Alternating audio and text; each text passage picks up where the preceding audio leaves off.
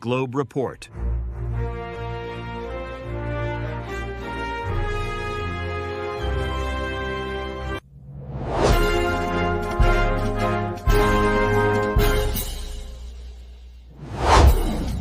Welcome back to the Deep Dive. It's Wednesday, November 12, 2025, and we have, well, a remarkable amount of high-impact source material to analyze today. It's fantastic to have you back. Good to be here. Yeah, this set of sources, it really gives us a complete picture of Brazil right now. It really does. You're seeing, this juggling act of managing an immediate humanitarian crisis, confronting these really deep structural flaws, and at the same time pushing forward on major global and domestic reforms. And that's exactly the mission of this deep dive, to help you connect all those dots. So today, we're cutting through the noise to focus on 6 major themes.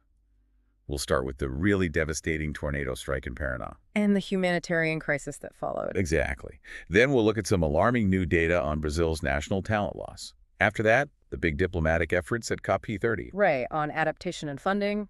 We'll also get into economic modernization, including a landmark digital competition bill.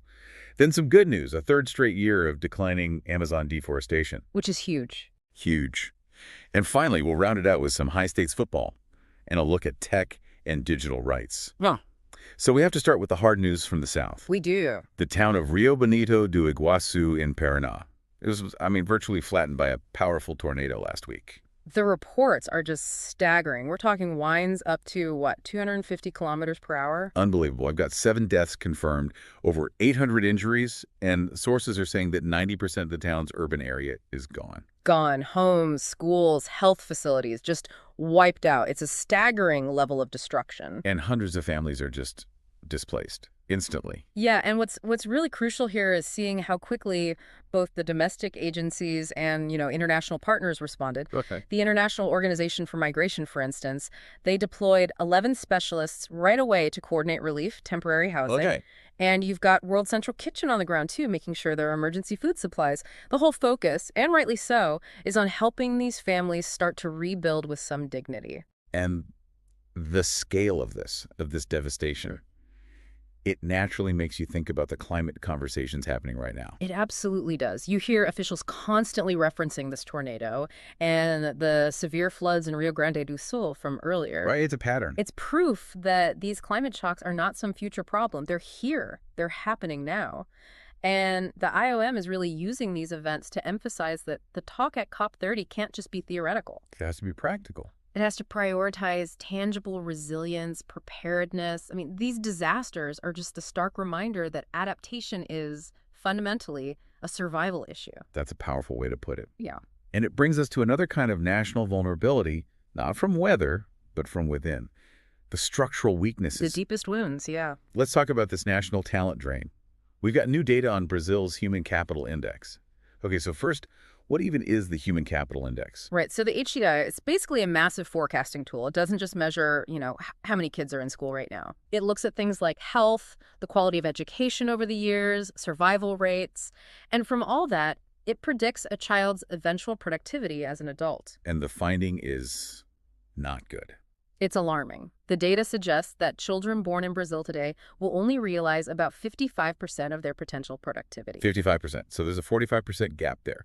And the sources are calling this a 67% talent loss. That's 67% loss.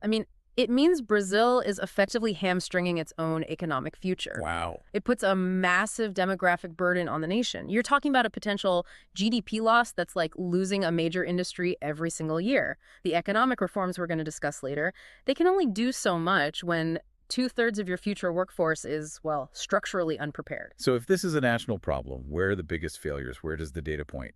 Well, when you break it down by region, the picture becomes painfully clear. The HCI in wealthy areas like the Southeast, it's actually approaching OECD levels. So on par with highly developed nations. Exactly. But you contrast that with the North and Northeast regions, and their scores are comparable to those you'd find in sub-Saharan Africa. That is a massive disparity. It is. And on top of that, the statistics consistently show that Afro-Brazilians and indigenous populations have far less access to quality health and education.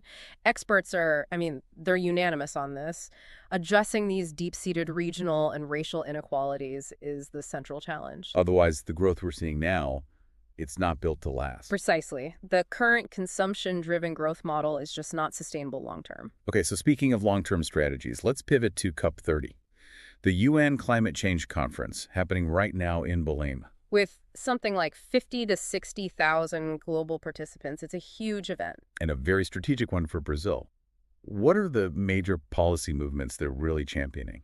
The focus is squarely on adaptation and what you could call climate justice financing. Okay, break that down for us. So first, we're expecting the formal adoption of the Global Goal on Adaptation, the GGA. And this is a big paradigm shift. It's about setting clear, tangible measures. Not just vague promises. Exactly. We're talking about things you can actually do, like deploying early warning systems, strengthening livelihoods, ensuring safer housing to protect vulnerable communities now. And the second movement, the financing part, is the Loss and Damage Fund. Yes, and this is the critical piece of climate justice. This fund is designed to provide non-debt resources. So actual aid, not loans. Right. For communities that have suffered permanent, devastating harm from climate change. It's an acknowledgement that the nations who contributed least to the problem need guaranteed financial support to rebuild. And that's urgent. It's incredibly urgent, especially when you consider the IOM's grim numbers. 45 million internal displacements just in 2024 from climate shocks alone. And tied to this whole economic shift away from fossil fuels, there's this Just Transition Work program gaining momentum. It's essential. The shift has to be equitable. So this program focuses on strategies for new jobs, for social protection, retraining opportunities. Social equity has to be the foundation of climate action. Makes sense. And just quickly, we should also note the new Health Action Plan for Climate Change Adaptation. It's about improving health surveillance, stockpiling medical supplies, another really proactive step. So moving from global policy to domestic legislation, we're seeing some real forward momentum on modernizing the economy. The big news is this digital competition bill, Bill 4675/2025. Yeah, this is a highly strategic move. This bill is designed specifically to regulate massive digital platforms, the so-called gatekeepers. What does that mean, gatekeepers? It's essentially companies that are so large they control the rules of the game for everybody else. So who gets seen online, who gets paid? Who gets access to data, exactly. And what's interesting is that Brazil seems to be learning from the regulatory headaches and legal challenges that the EU and the UK faced early on. So they're trying to get ahead of the curve. They're trying to leapfrog that typical cycle. They want to make it harder for monopolies to form before they completely crush all the domestic innovation. It's about keeping the digital market fair and open. And what about the broader economy? Is the foundation for these reforms healthy? On paper, it looks pretty resilient. GDP growth has been above 3% for 3 years now. Driven by what? Largely by strong consumption and the services sector. And that has definitely helped reduce poverty. But, and this circles right back to our HCI problem. The talent loss. Exactly. Experts are stressing that for long-term sustainability, you need structural reforms. You have to boost productivity, you have to improve the business environment. Otherwise, that talent drain will eventually drag down future growth. Right. And we also noted trade policy is active. Brazil's foreign minister is meeting with the U.S. Secretary of State today, actually, to go over tariff negotiations. Okay, let's turn to some genuinely positive achievements now. We've got some confirmed environmental wins. Really good news here. For the third year in a row, Amazon deforestation has declined. It's dropped by 11.08%, which is one of the lowest rates since 1988. And it's not just the Amazon. Even the Cerrado saw an 11.49% decrease. That's a massive victory. What's the impact in terms of emissions? These reductions have avoided an estimated 733.9 million tons of co-Euro emissions since 2022. I mean, that's comparable to the combined annual emissions of some major economies. And how do they do it? Well, sources attribute it directly to the restructuring of environmental governance and much more intensified enforcement. It shows that the commitment to get to zero deforestation by 2030 is actually working. That's fantastic. But given how sensitive this issue is, politically and economically, how confident are sources that this trend is sustainable? That's the key question, right? The sources suggest the commitment to enforcement is holding strong. But long-term success really relies on continued investment in governance. Which is where other initiatives come in. Exactly, like the Rockefeller Foundation's $5.4 million investment. Tell us about that. It's a really powerful initiative. It focuses on strengthening food systems by connecting regenerative ecosystems and family farmers directly to Brazil's school meal programs. Oh, that's a genius move. It is. It improves kids' nutrition while also enhancing biodiversity and supporting local rural economies. It creates a virtuous cycle. Okay, so to wrap up, let's hit the pitch in the digital frontier. The Brasileirão Serie A.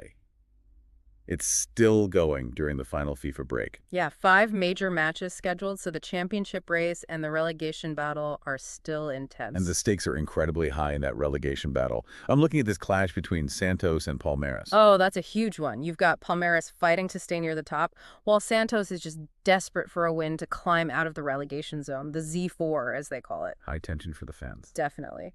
And the drama isn't just in Serie A. The promotion race in Serie B is also fierce. Teams like Avai and Remo, they're in must-win situations. Now, this brings us back in a way to the tech component we mentioned earlier. Right, in the Amazon. We're seeing more advanced tech like robotics and remote sensors being used for monitoring and sustainable harvesting. So technology can help, but it's not a silver bullet. It can't replace sound governance, no, but it certainly helps bridge operational gaps. And we did note new joint research funding with Norway this week, focusing on sustainable energy and maritime transport. And one final, but critical, social detail. Progress on protecting children's digital rights. Yes. Stronger legislative frameworks are being established to ensure a safer digital environment for minors. And this is, well, it's foundational, especially when you think about that 67% of lost human potential we talked about. A healthy start in the digital world is part of this solution. What an intense deep dive into the source material today. I mean, we've seen Brazil tackling these immediate human crises while also having impressive environmental success. All while trying to modernize its economy through major legislation. It really is a study in that kind of strategic dual focus. Absolutely. As we close, let's go back to that foundational challenge we discussed, that human capital index crisis. The 67% of lost talent potential, yeah, particularly in the underserved North and Northeast regions. Right. So this brings up a provocative thought for you to consider.